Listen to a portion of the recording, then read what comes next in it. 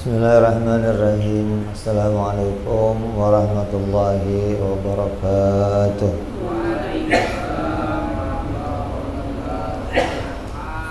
Al-Fatihah ila ruhi sayyidina habibina syafi'ina Rasulillah sayyidina Muhammad ibn Abdullah sallallahu alaihi wa ala alihi wa sahbihi wa azwajihi wa dhurriyyatihi. Anna Allah ya'ali darajatin bil jannah wa yanfa'una bi asrarihim wa anwarihim wa 'ulumihim wa nafaatihim wa barakatihim fi dini wa dunya wal akhirah wa yaj'aluna min hizbihim yarzuquna mahabbatahum wa yatawaffana 'ala millatihim wa yahshuruna fi zumratihim bil 'afiyatin wa salamatin. Thumma al-Fatiha sahibul kitab al-hikam thumma ila sahibul syuruha thumma ila hadratil walidil habib Abdullah bin Muhsin al-Attas نفعنا الله بهم وبعلومهم لهم الفاتحة. الحمد لله رب العالمين الرحمن الرحيم مالك يوم الدين إياك نعبد وإياك نستعين اهدنا الصراط المستقيم صراط الذين أنعمت عليهم غير المغضوب عليهم ولا الضالين آمين. بسم الله الرحمن الرحيم. نويت تعلما وتعليما وتذكرا وتذكيرا والنفعا والانتفاعا والإفادة والاستفادة والحثا على التمسك بكتاب الله سنة رسول الله صلى الله عليه وسلم ودعاء إلى الهدى ودلالة على الخير ابتغاء مرضاته وقربه وثوابه وحسن الخاتمة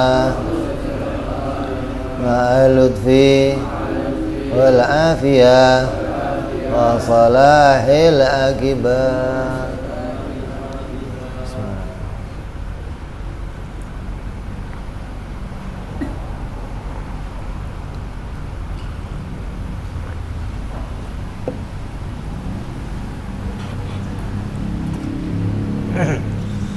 Bismillahirrahmanirrahim. Alhamdulillah rabbil alamin. Salatu wassalamu ala asyrafil anbiya'i wal mursalin Sayyidina wa habibina wa syafi'ina wa maulana Muhammadin sallallahu alaihi wa ala alihi wa sahbihi ajma'in. Amma ba'du. Qala musanniful kitab rahimahullah wa nafa'ana bihi wa bi ulumihi fid dharain. Allahumma iftah qulubana futuhal arifin wa bi hikmatika wansur alaina bi rahmatika ya arhamar rahimin.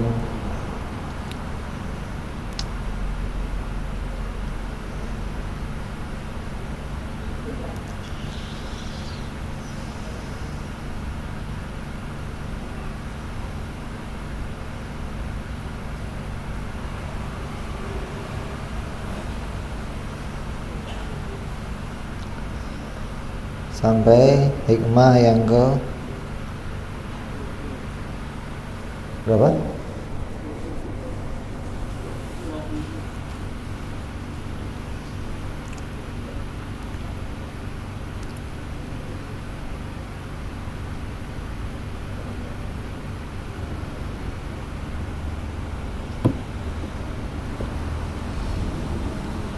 Hikmah yang ke-22.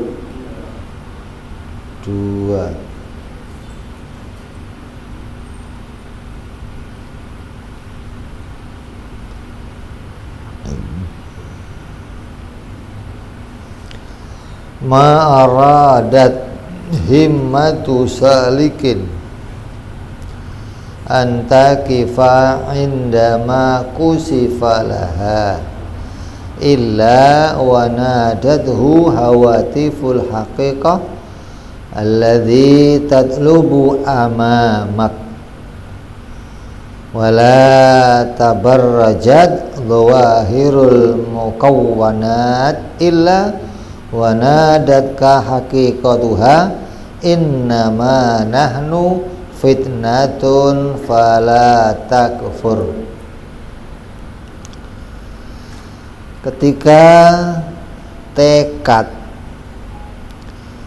seorang salik hendak berhenti di dalam suluknya, dalam perjalanannya, manakala dia bisa melihat hal gaib, ia segera diseru oleh suara hakikat yang kamu tuju masih di depan. Serta ketika lahiriah alam terlihat indah olehnya, maka akan datang pula suara hakikat, kami hanyalah ujian, jangan sampai engkau kufur karena tertipu.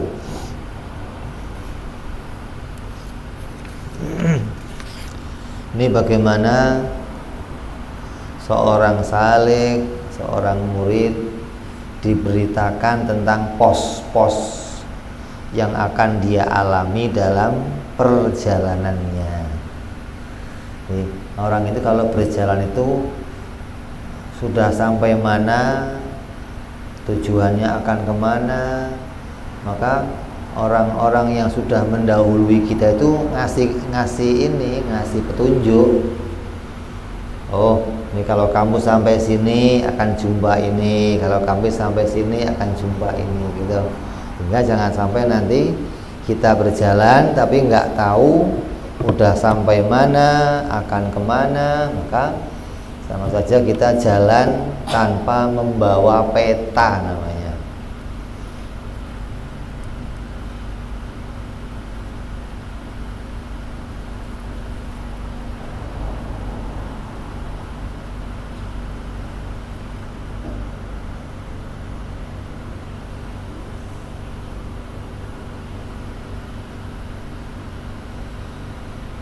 Maka yang dimaksud dengan apa yang dikatakan oleh musannif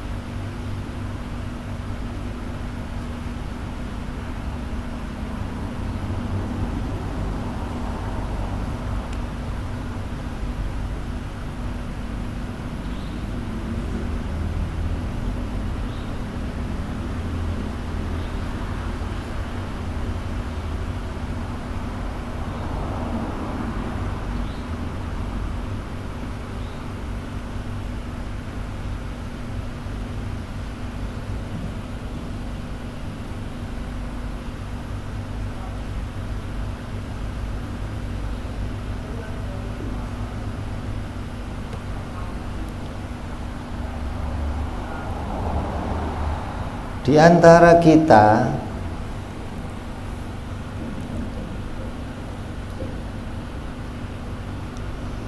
ada yang memulai perjalanan hidupnya dengan keadaan yang kelam. Gak semua orang itu dimulai dari keadaan yang baik. Dikatakan dalam Al-Quran itu kullu mauludin yuladu alal fitrah. Setiap yang dilahirkan itu lahir dalam keadaan suci, artinya bersih. Bersih itu maknanya dia nol, nggak punya amal, nggak punya dosa, nggak punya kebaikan. Tapi kayak ibaratnya kamu baru beli HP lah, maka HP itu apa? Siap diisi memori apa saja gitu loh. Kalau kamunya baik, ya memorinya isinya baik.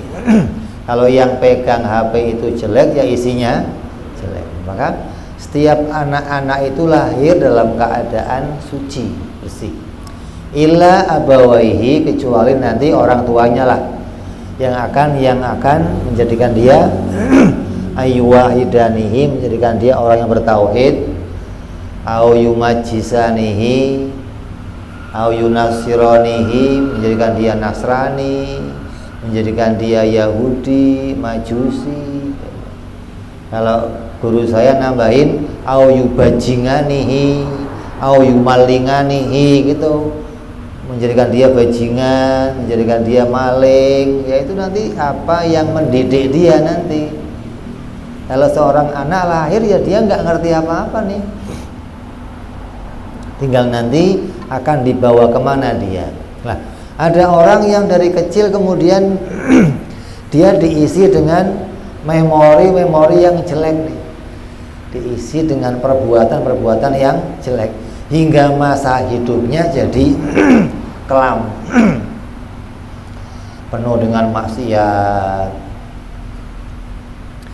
penuh dengan perbuatan yang berdosa, penuh dengan jauh dari Allah Subhanahu wa ta'ala. Kan enggak semua anak lahir dibimbing sama orang soleh, kan enggak. Ada anak yang lahir kemudian salah pergaulan, dia bergaul dengan orang-orang yang disebutnya dunia hitam dah. Bukan pakaian hitam, bukan, dunianya hitam.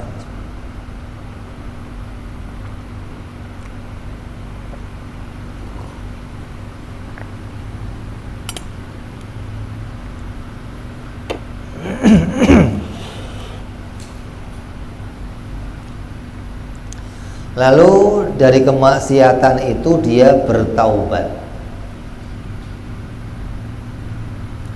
hingga karena dia menyesali telah menyia-nyiakan banyak waktunya, telah menyia-nyiakan hidupnya, maka dia berubah keadaannya dari ahli maksiat menjadi orang yang taat kepada Allah, hingga dia memperbanyak ibadah kepada Allah Subhanahu wa ta'ala.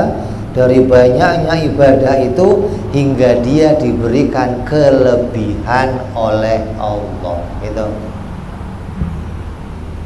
Jadi jangan menganggap kalau saya tadinya orang yang berasal dari dunia gelap, terus masuk ke dunia putih, ke dunia yang penuh dengan cahaya, maka saya nggak akan diterima, kata siapa. Banyak yang kemudian justru diangkat jadi wali-walinya.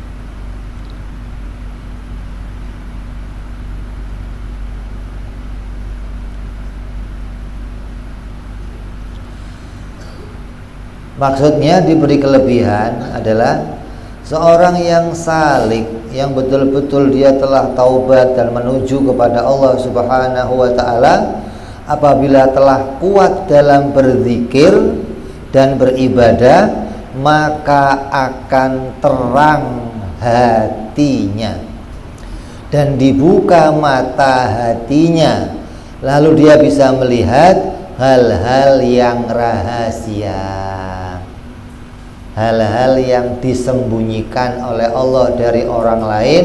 Bagi dia dibuka hijabnya oleh Allah, hingga dia bisa melihat perkara-perkara ghaibah, perkara-perkara yang dirahasiakan oleh Allah, seperti melihat isinya langit, melihat isinya bumi.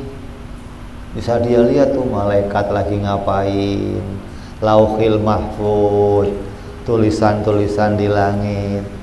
Dia bisa melihat ke bumi, bisa tahu nah di sini ada emas, di sini ada berlian, di sini ada, bisa tahu semua perkara yang gaib yang disembunyikan oleh Allah Subhanahu wa taala. Lalu ketika dia telah dibukakan itu semua oleh Allah Subhanahu wa taala, dia merasa sudah sampai tujuan. Dia menganggap dirinya sudah mendapatkan keistimewaan, dan dia merasa, oh, berarti saya udah puncak gitu. Kenapa? Udah berhasil mendapatkan sesuatu kelebihan, mendapatkan satu anugerah dari Allah.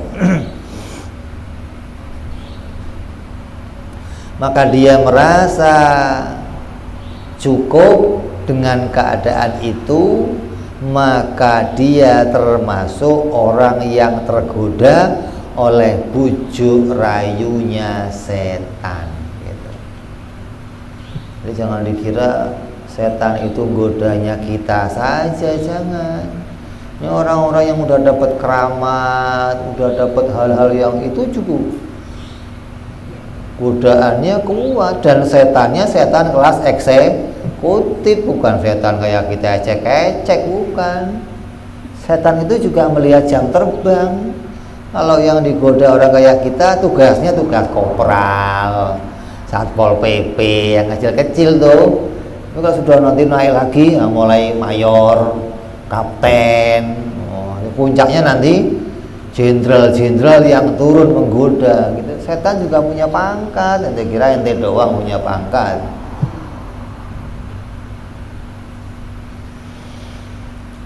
Maka orang yang kemudian cukup dan berhenti dari zikirnya, berhenti dari tujuannya untuk melanjutkan menuju Allah, menuju keridhaan Allah, menuju kepada sesuatu yang bisa mendekatkan dia kepada Allah, maka dia tergoda dengan bujuk rayunya setan. Salah satu setan menggoda caranya adalah dengan membisikkan ke dalam hatinya bahwa kamu telah berhasil menjadi ahli ibadah dan kamu sekarang pasti kedudukannya seorang walinya Allah. Ente mah wali, mana ada orang bisa ngelihat isinya langit. Ente udah bisa wali, ente itu yang goda siapa? Setan.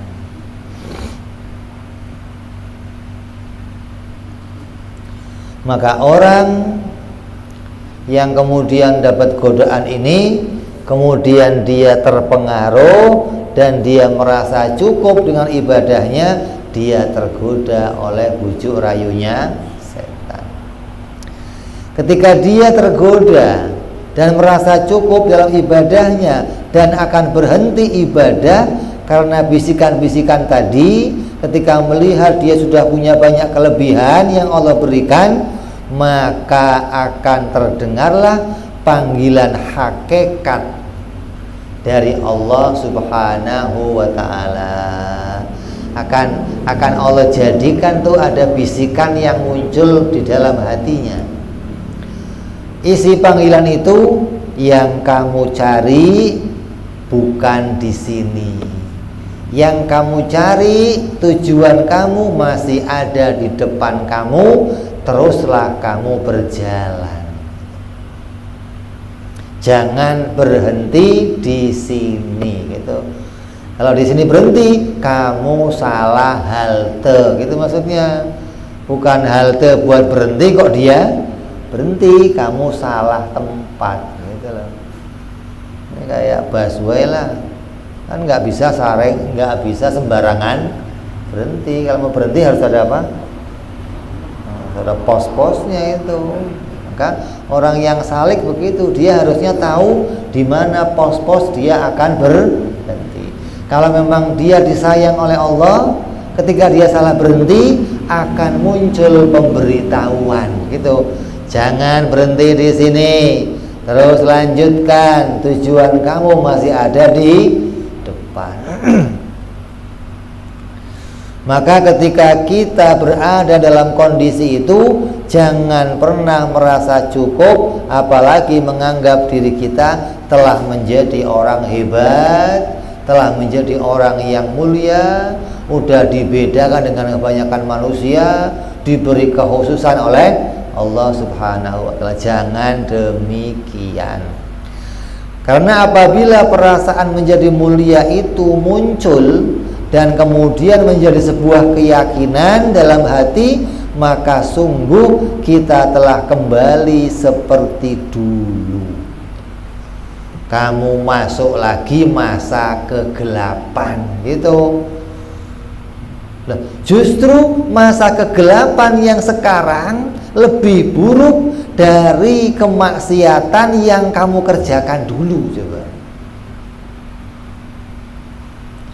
kalau kamu mah dulu jelas, namanya orang ahli maksiat memang kerjanya hati kita buruk, amalnya buruk, kerjanya senangnya zina, minum arak, dan kita ketika itu nggak pernah merasa mulia.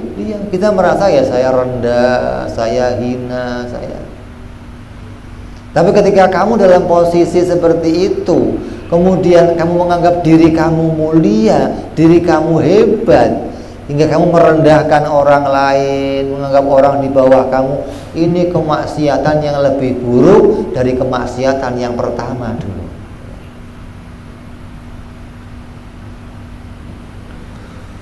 Nabi Shallallahu Alaihi Wasallam bersabda, andai kata kalian tidak pernah berbuat dosa sama sekali, aku justru khawatir pada kalian.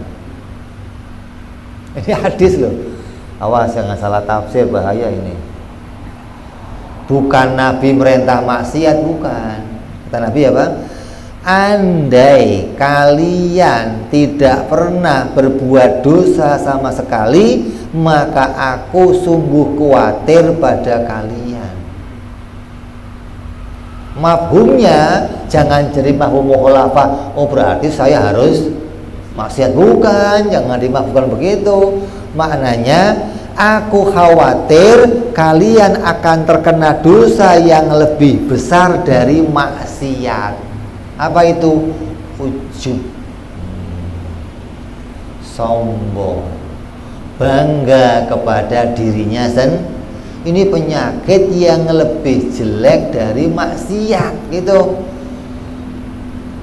Orangnya taat, orangnya ibadah, pakainya udeng-udeng, pakainya jubah, kadang rangkapnya 3 lagi, nggak terima 1 ini. Tapi di dalam hatinya ada ujub, bangga diri saya. Ente maaf. Ini lebih jelek dari maksiat yang nyata, seperti maksiat yang sudah pernah kita kerjakan dahulu pada masa kegelapan. Jadi jangan menganggap oh orang yang pada zina itu mau jelek, kalau orang-orang sudah pakai pakaian begini nggak ada yang jelek. Kata siapa? Dalam pandangannya orang-orang sufi ada maksiat yang tersembunyi yang bahkan Nabi mengkhawatirkan itu terjadi pada para sahabat-sahabatnya. Ketika apa? Sahabatnya nggak pada maksiat semua. Berarti perbuatannya apa? Taat. Ketika kalian kok taat semua, aku khawatir kalian muncul di hati kalian satu penyakit, satu dosa yang lebih besar dari maksiat yang nyata. Apa itu? Ujub. Kenapa? Karena kalau ada orang yang berbuat maksiat nih, tidak mungkin dalam hatinya ada ujub. Gimana ente mau ujub, mau sombong, mau bangga diri, wong ente lagi ahli maksiat. Orang yang mungkin muncul rasa sombong ini kalau dia seakan-akan dirinya sudah nggak pernah punya kemaksiatan. Makanya kenapa orang-orang NU itu kadang pada udut, kan namanya itu NU numpang udut kata orang. Kurang ajar kadang disingkat-singkat begitu. Udah dikasih nama bagus, itu kadang apa?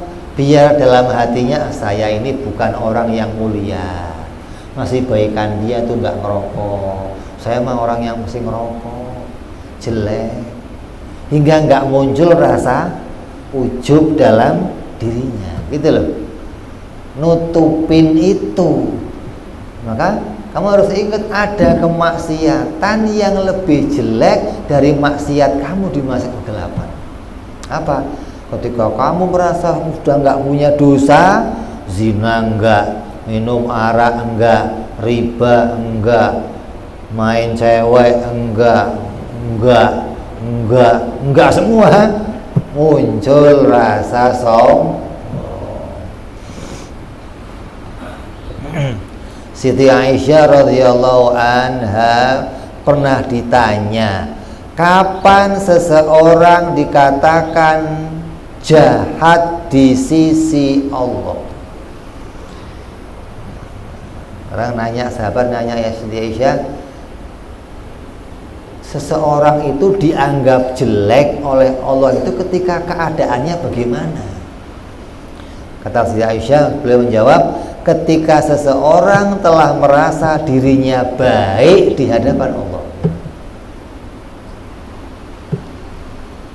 Justru ketika kamu merasa baik di hadapan Allah, kamu jelek di hadapan Allah.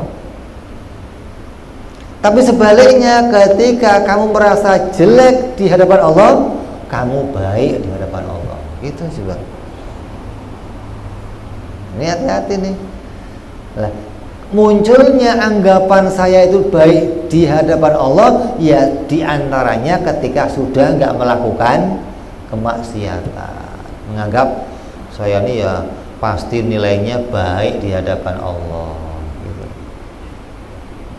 Ya, jadi orang yang sudah bisa melakukan, meninggalkan semua kemaksiatan, tetap jangan merasa diri kamu orang yang baik.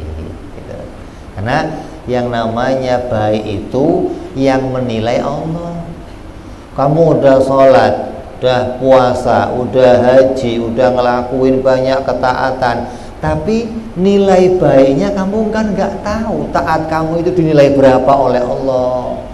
Taat kamu itu nilainya 9, 10, apa nilainya 4, 3, kamu nggak tahu. Kamu cuma menganggap saya udah sholat, udah puasa, udah nggak ngelakuin maksiat, tapi nilainya kan belum tahu. Hingga jangan pernah merasa orang yang paling baik, gitu. Agar selamat dari godaan setan, menurut para ahli salikin, orang-orang yang telah mendahului jalannya di depan kita nih, apa yang harus kita lakukan? Kamu harus punya tameng atau senjata untuk bisa melawan godaan setan. Apa diantaranya? Yang pertama, harus punya ilmu pengetahuan. Karena tameng yang paling utama itu adalah melawan setan dengan pengetahuan. Kalau kamu kok nggak punya ilmu, ini makanan empuk bagi setan. Ada orang sholatnya getol, rajin, ngajinya rajin, tapi nggak punya ilmu, ini makanan empuk bagi setan. Tiba-tiba muncul, kamu nabi baru. Wah, sodek deh, gua nabi baru loh. Gara-gara nggak punya ilmu pengetahuan. Karena masih banyak nih orang-orang yang mau ngaku jadi nabi, bahkan ngaku jadi malaikat. Ada. Kebahaya nih. Jadi jangan dianggap orang mau udah pinter semua. Kata siapa? Saya mau nanya, Lia Eden punya pengikut nggak? Nah itu pengikutnya aja ada yang percaya. Coba Musodek punya pengikut nggak? Saya mau nanya, yang ngaku jadi Imam Mahdi sekarang ada nggak? Banyak. Bahkan terang-terangan, saya Imam Mahdi, kamu harus baiat saya. Kenapa itu? Ya ini makanan setan yang begini, bodoh begini. Setan paling seneng main begitu-begitu. Maka dengan ilmu pengetahuan kita akan bisa menolak ini godaan, ini nggak mungkin. Nabi akhir zaman udah ditutup. Imam Mahdi mah seorang imam yang dipilih sama Allah. Saya mah makmum, bukan imam. Gitu jawabnya di hati. Kamu harus bisa jawab nih dengan punyanya ilmu pengetahuan. Yang kedua, selalu berdoa agar dipelihara oleh Allah. A'udzubillahi minasyaitonir rajim. Orang nanya sama saya, Bib, berarti setan itu kurang ajar dong, Bib. Kerjanya bikin dosa saya terus dong, Bib. Oh, enggak begitu. Justru setan itu bikin pahala terus buat kamu. Setan itu bikinin pahala terus buat kamu. Kenapa? Ketika kamu a'udzubillahi minasyaitonirrajim, kamu dapat apa? Pahala. Lah kamu ngomong a'udzubillah kenapa? Karena minta lindung kepada Allah dari godaan. Kalau nggak ada setan, ya nggak a'udzubillah kamu. Jadi gara-gara kamu a'udzubillah minasyaitonirrajim, kamu dapat untung ada setan itu. Gara-gara setan kamu dapat. Jadi senantiasa selalu kalau bangun mau tidur a'udzubillahi minasyaitonirrajim, bangun tidur a'udzubillahi minasyaitonirrajim, mau makan a'udzubillahi minasyaitonirrajim, mau pakai pakaian a'udzubillahi minasyaitonirrajim. Kenapa? Kamu dapat pahala ketika minta lindung kepada Allah, minta dipelihara oleh Allah Subhanahu wa ta'ala. Kenapa? Karena Allah menjadikan setan itu biar kamu tahu, ya Allah, saya nggak mungkin bisa mengalahkannya tanpa pertolonganmu, ya Allah. Begitu loh. Biar kamu nyadarin kamu itu lemah. Nah, coba ente punya musuh tapi nggak kelihatan, gimana ngelawannya coba? Ente omongin dijawil sama orang, dijawil lagi kupingnya, dijawil tapi kamu tengok nggak ada orang, gimana? Muncul nggak lo? Kalau berani muncul, ya berantem aja langsung dah gitu. Nah, ini nggak kelihatan, ente mau ngelawannya gimana coba? Maka setan dijadikan itu hikmahnya apa? Agar kamu tahu kamu nggak mungkin bisa ngelawan setan kecuali dengan perlindungan Allah Subhanahu wa ta'ala. Maka kamu disuruh tiap waktu ta'awud, a'udzubillahi minasyaitonir rajim, gitu.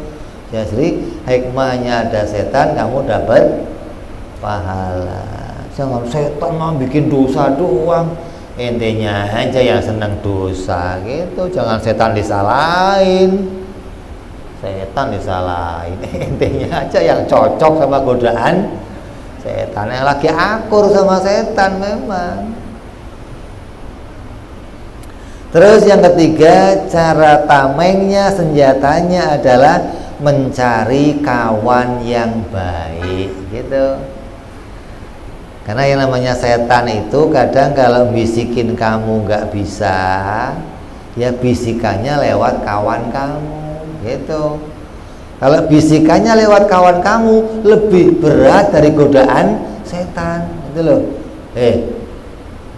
Ayo minum arak dulu. Wah, gua nggak punya duit, gua bayarin, kan berat begini nih. Gratis dah, gratis, gua yang bayarin. Apa nggak berat ini? Yang bener loh, gua berangkat. Yang tadinya udah nggak mau denger gratis, berangkat. Ada kawinan tuh di tetangga, ngapain? Pada judi, gua nggak punya duit, gua modalin dah. Yang bener loh. Dimodalin berangkat. Ini siapa yang godain lo? Kawan. Lebih berat dari godaan. Kalau setan bisikin doang, kamu nggak mau, ya udah, setan nggak maksa narik kamu kan enggak. Kalau kawan kamu, so narik segala. Tapi kalau kawan kamu baik, kamu ditarik ke tempat yang baik, gitu loh.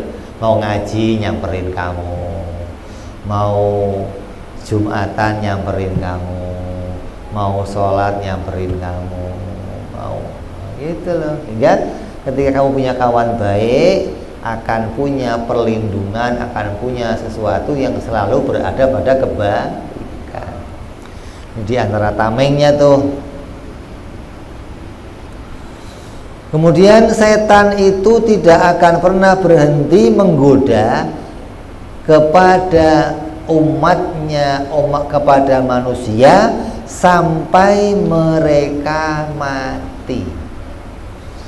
Nggak pernah berhenti, nggak. Kenapa? Ya udah sumpah jabatan sama Allah, akan saya goda mereka ya Allah sampai mereka masuk neraka. Kalau kamu masih masuk neraka nih, tapi nanti akan diangkat ke surga, setan masih belum seneng. Pengennya setan kamu masih neraka dan nerakanya yang selamat, itu baru setan ini berhasil gua. Kalau masih bentuknya zina, minum arak, judi, kok mati masuknya mana? Tapi ketika kamu ke orang yang beriman, kamu mampir ke neraka sebentar, dicuci, digodok, rontok semuanya, diangkat lagi masuk. Setan masih belum senang yang begitu, walaupun udah masuk neraka. Setan pinginnya kamu ngelakuin dosa itu sampai syirik kepada Allah, baru ini hasil saya. Kenapa? Ketika seseorang syirik, masuk nerakanya bareng dia selama-lamanya. Itu setan tuh. Ada 7 cara setan menggoda untuk menyesatkan manusia. Kalau kamu tahu 7 cara ini, maka kamu punya antisipasi untuk menghindarinya. Yang pertama, membisikkan ke dalam hati, ingkarlah kamu kepada adanya Allah. Kalau bisikin langsung ya kamu nggak mau. Masa Allah nggak ada, Allah nggak ada. Oh iya ya, Allah nggak ada. Nah, mana ada begitu? Ketika kamu makan terus kamu kenyang, itu nasi yang bikin kenyang. Tuh bisikannya begitu tuh. Ketika kamu kerja keras dapat duit, itu usaha kamu tuh, bukan dari yang lain, bukan. Kalau kamu nggak usaha, nggak bakal dapat duit. Di hati kamu menyingkirkan Allah nih mulai, gitu loh. Ketika kamu sakit, minum obat yang nyembuhin kamu. Kalau kamu nggak minum obat, nggak bakal sembuh, enggak. Itu terus begitu hingga Allah tersingkir di hati kamu, Allah nggak pernah lagi kamu jadikan sebagai penolong untuk setiap apa yang jadi kebutuhan kamu. Hati-hati nih. Maka jawablah dengan ilmu bahwa yang menciptakan segala sesuatu hanya Allah. La ta'thiro, gak ada asar selain Allah. Yang punya kudrat hanya Allah. Yang bisa menciptakan hanya itu ilmu namanya. Kalau kamu gak punya ilmu ini, kamu masuk pada jurang kesyirikan kepada Allah Subhanahu wa ta'ala. Yang kedua, membisikkan dalam hati kamu, jangan patuh dan taat kepada Allah.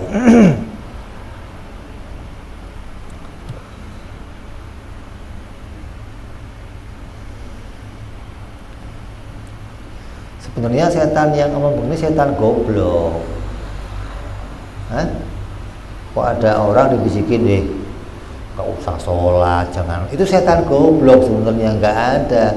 Setan bisikin begini nggak ada. Setan itu bisikinnya pelan-pelan sampai kamu meninggalkan perintah Allah, gitu loh. Azan baru azan, gampang. Kamu terpengaruh tuh. Oh iya baru azan, bentar lagi lah. Gitu loh. Itu kamu diajak pelan-pelan meninggalkan perintahnya Allah. Untuk tidak patuh segera mengerjakan perintah Allah. Padahal kamu dipanggil tuh. Ada perempuan pakai kerudung cantik, dibisikin sama setan, pakai kerudung kok begitu, kayak TKW tau enggak? Kayak orang udik loh. Kamu ngaca yang orang udik ya. Terus gimana? Mancungin dikit dong kerudungnya. Pakai kerudung yang mancung-mancung. Kan sekarang lagi musim tuh, kerudung yang modelnya ke sini, ada ke sono, kerudung yang wis pokoknya selip sono, selip sini. Ntar ada orang pakai jilbab rapet, jilbab kok begitu, yang ketat dong, yang nah itu baru keren. Itu setan begitu tuh. Jadi ngajak kamu pelan-pelan biar jauh dari perintahnya. Kok kamu ikutin? Ya berarti kamu pelan-pelan meninggalkan perintahnya Allah Subhanahu wa ta'ala. Maka jawablah dengan ilmu bahwa bagaimana aku akan meninggalkan ketaatan karena aku tidak punya lagi bekal kecuali ketaatan kepada Allah Subhanahu wa ta'ala. Lah kalau aku nanti mati, saya ninggalin perintah Allah, bekalnya apa? Itu jawab pakai ilmu tuh.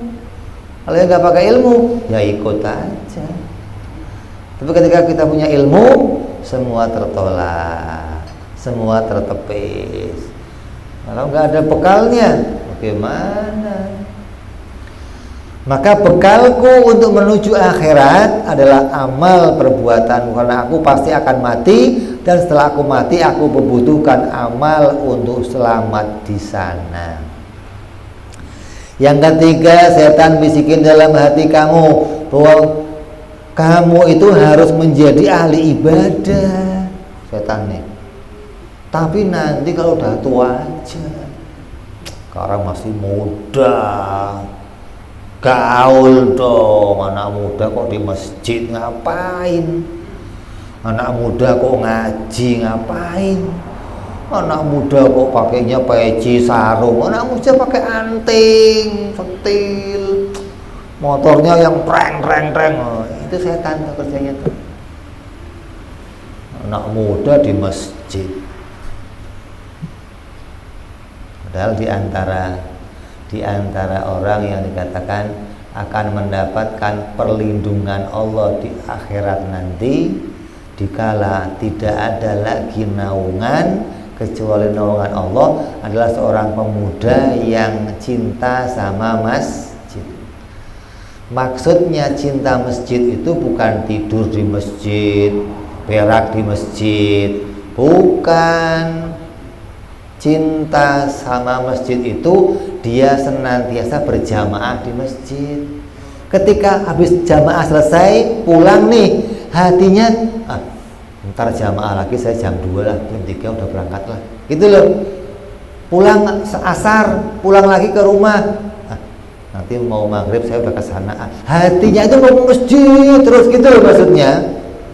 Pengennya ngerjain berjamaah terus maunya, bukan tinggal di masjid, berak di masjid, bukan. Itu mau merebut masjid kalau begitu namanya. Yang dimaksud orang yang pemuda cinta masjid, hatinya itu rindu maunya jamaah terus di masjid. Asal pulang ke rumah takut ketinggalan jamaah, gitu loh. Lihat jam lagi, masih lama. Lihat jam lagi, belum. Gitu loh, maunya ke masjid lagi, ke masjid. Maka orang-orang inilah yang mendapatkan naungan dari Allah Subhanahu wa ta'ala. Lah setan bisikinya, mau masih muda di masjid aja, ngapain, gitu loh. Karena keberhasilan orang itu dinilai nanti pada akhirnya. Ente nggak usah mikirin awalnya. Awalnya mah hura-hura, nanti akhirnya baru kalau kamu baik itu namanya husnul khotimah. Malah ngapain dari awal udah baik, lah kalau tahu-tahu matinya maksiat, kan jelek kamu. Setan ini kurang ajar begitu bisikannya. Nah, banyak orang terpengaruh sama bisikan tersebut karena nggak punya ilmu. Maka jawablah bahwa umur tidak mengenal usia. Mati itu nggak kenal usia, bisa muda, bisa tua, bisa kecil, bisa sehat atau mati. Lagi makan keselak mati, sehat kuat keselak doang mati. Jangan ada yang udah sakit-sakitan, udah sampai lama bertahun-tahun sampai dirawat, koma lagi, diinfus lagi, balik lagi. Kata dokternya belum mati juga Pak. Iya nih masih saya moga mati-mati. Ada yang begitu. Jadi mati itu nggak kenal usia. Makanya masa muda manfaatkan sebaik-baiknya untuk melakukan amal kebaikan. Yang keempat, setan akan bisikin dalam hati kita untuk terus-menerus ibadah agar kamu bisa jadi walinya Allah. Tuh, setan.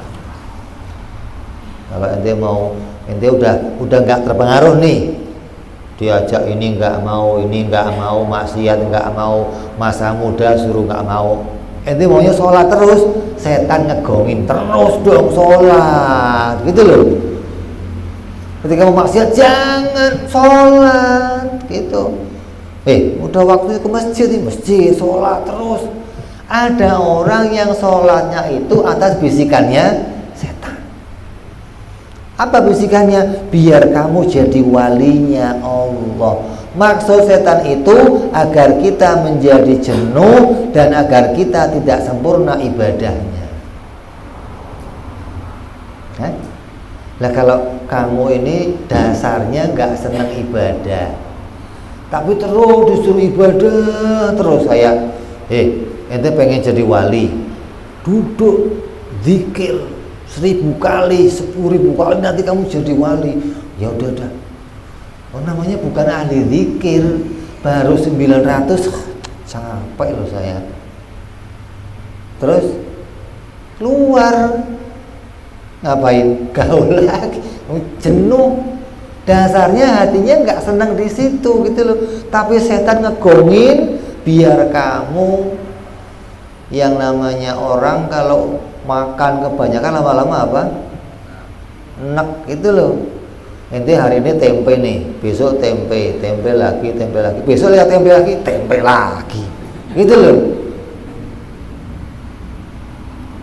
Sama kayak begitu, orang nggak senang sama sesuatu tapi dibujuk-bujukin sholat, lama-lama sholat melulu, kayak dari dulu saya sholat begini-begini aja, kapan jadi walinya, lama-lama nggak sholat gitu. Setan tuh kalau mesti. Makanya ibadah itu jangan cari banyak, nggak diperintah kamu sholat sekian kali yang banyak, enggak, wirid enggak diperintah itu, enggak. Bahkan di zaman Nabi ada orang nanya sama Nabi, ya Rasulullah, apakah dalam Islam itu sholat cuma 5 kali sehari? Iya. Ada lagi yang lain? Nggak ada, kata Nabi. Biar apa? Biar nggak berat. Udah 5 cukup. Jangan tambahin, kecuali kamu rindu. Kamu memang di hatinya itu cinta sama sholat. Dan ketika sholat ya murni karena nikmatnya orang sholat. Enggak, kalau saya sholat akan begini, enggak ada itu, enggak ada embel-embelnya, enggak ada. Maka kamu nambah dalam sholat. Kalau enggak, udah enggak usah, 5 cukup, jangan ditambah.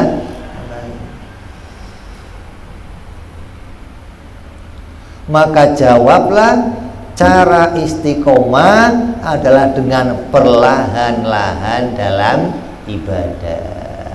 Bukan istiqomah itu 1000 langsung besok 1000. Oh ya 2 hari doang paling, ente jenuh selesai. Istiqomah itu 1. Udah 1 terus, kok 1 doang ya, nambah 2 gitu loh. 2 terus, kok 2 doang nambah 3 gitu loh. Nanti nambahnya itu ketika kok cuma segini doang ya gitu loh. Jangan tahu-tahu 1000, banyak banget, malah nggak kerjain lagi.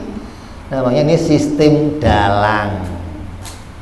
Kita kalau dulu namanya belajar mau ujian sistemnya dalang. Kalau pas mau ujian baru belajar. Habis itu belajar lagi enggak? Ya enggak, udah jadi dalang gimana? Dalang kan semalam doang, kerjanya siang, udah nggak ada urusan. Maka jangan dengan cara yang demikian. Yang kelima, setan membisikkan dalam hati, bagus, teruslah ibadah dengan cara perlahan agar kamu mendapatkan gelar. Ada orang nih dibujikin untuk ibadah yang banyak, nggak mau. Kalau dia sholat zikir nih, habis sholat selawat 10 doang, 10. Tambahin yang banyak dong. Enggak, 10 aja.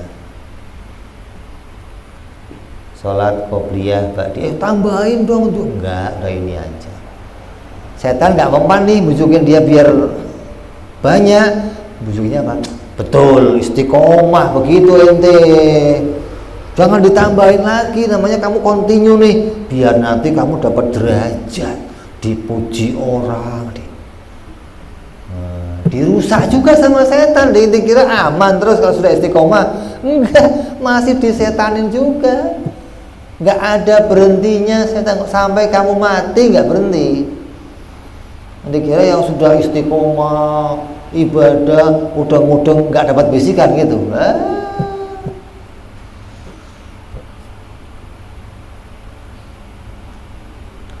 Maka jawablah, ibadah itu karena Allah, bukan karena yang lain, dan aku tidak mengharapkan derajat apapun juga pujian makhluk. Itu jawab, harus bisa jawab nih.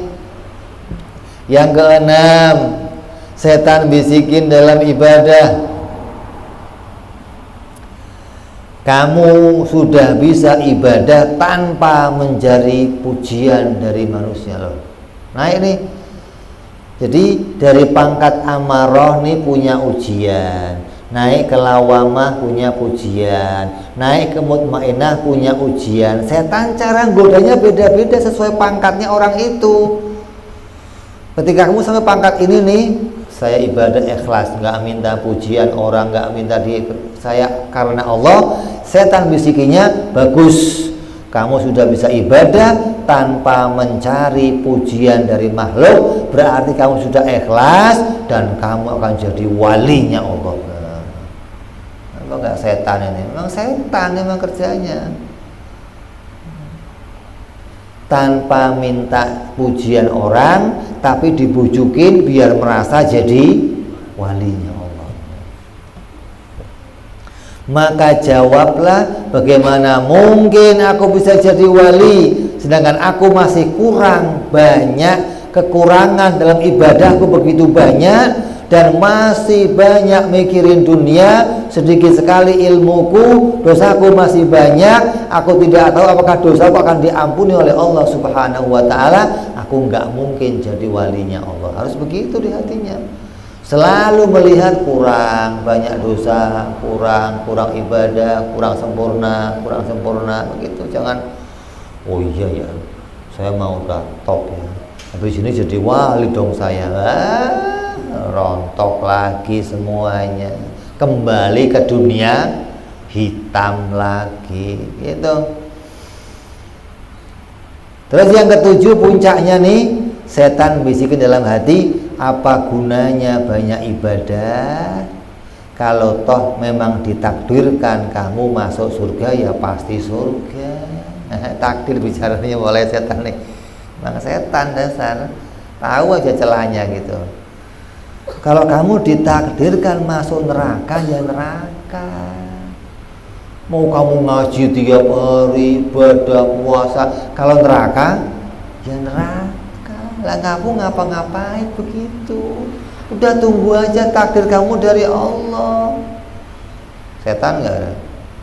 Memang setan. Maka jawablah dengan ilmu bahwa hidupku dan matiku bukan karena surga, tapi hidupku dan matiku untuk ibadah kepada Allah. Adapun surga dan neraka itu bukan urusanku, itu urusannya Allah. Tapi aku sebagai seorang hamba, tugasku apa? Ibadah.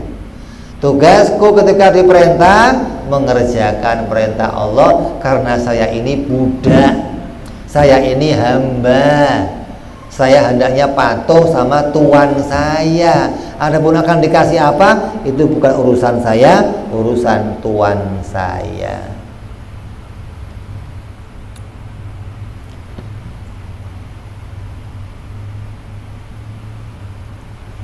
Terus kalau kamu sudah bisa menepis semua itu, berarti godaan-godaan setan semuanya lulus kamu tepis. Imam Ahmad bin Hambal ketika akan meninggal dunia, naza itu mau ditalkin. Kan kalau ada orang mau meninggal disuruh ditalkin. Ketika mau ditalkin, jawabnya apa? Enggak. La ilaha, enggak. La enggak. Yang ini kok imam, masa jawabnya enggak, gimana sih? Enggak lama dia melek. Tadi saya ngomong apa? Ente saya talkin kok enggak. Iya tadi setan dateng, bukan enggaknya buat ente, bukan enggaknya itu buat setan.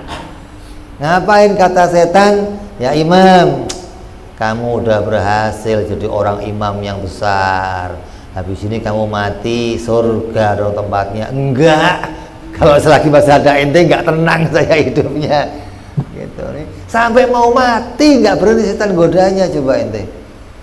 Jadi godaan setan nggak pernah berhenti untuk kita nih. Hingga jangan pernah merasa kita menjadi orang baik hanya gara-gara melakukan sedikit amal ibadah. Selalulah merasa kurang, belum sempurna ya Allah. Mudah-mudahan besok lebih baik lagi. Harus selalu begitu. Terus Imam Ahmad berkata pula, wala tabarrajat dhawahirul mukawwanat illa wa nadatuhul hawa haqaiquha innama nahnu finnatun fala takfur. Tidaklah ditampakkan oleh kamu bermacam-macam keistimewaan kecuali akan tergambar, terdengar panggilan hakikat bahwa sesungguhnya saya adalah fitnah. Janganlah kalian tertipu dengan melihatku. Maksudnya ketika banyak keistimewaan telah nyata di hadapan kita. Seperti apa? Kalau mau rezeki gampang, asal kepengen rezeki, gua pengen beli ini, ada aja yang nganterin, ada aja yang datengin, ada aja yang bisa jalan di atas air. Asal ketemu hewan yang dipanggil jinak hewannya, udah banyak keistimewaannya nih. Barang yang sedikit kamu pegang jadi banyak, jalan kalau jauh jadi deket. Maka keistimewaan itu hakikatnya adalah perkara jaiz gitu. Kalau nggak ngerti tauhid apa nggak bahaya, itu semua jaiz. Maka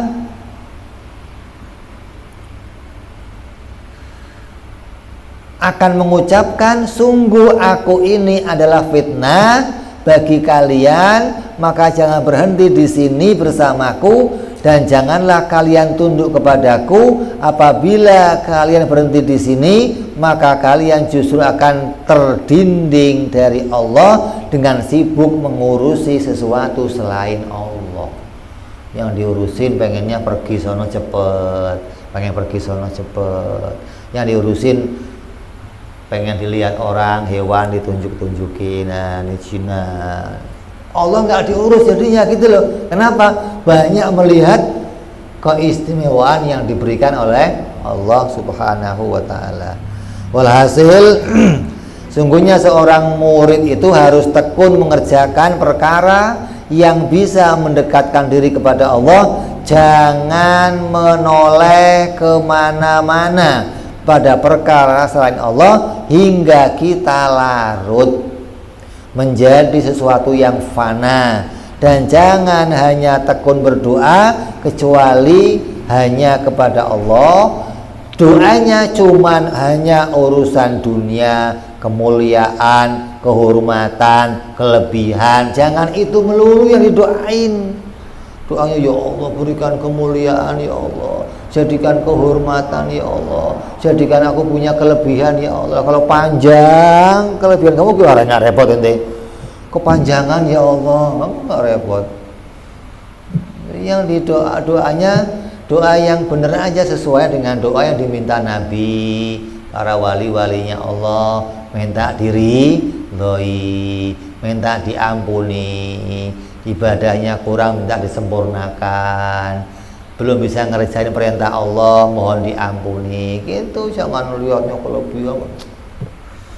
Maka itulah yang seharusnya dimiliki di hatinya seorang murid. Mudah-mudahan kita semua senantiasa ada dalam lindungannya Allah, dipelihara oleh Allah dari segala godaannya setan, hingga kita bisa selamat dunia sampai akhirat, bisa bersama dengan para aulia, para sahabat, para anbiya, mendapat keselamatan dari Allah Subhanahu wa ta'ala. Amin ya rabbal ala hadhihi niyyah wa ala niyyatin shalihah wa ila hadratin nabi. Al-Fatihah.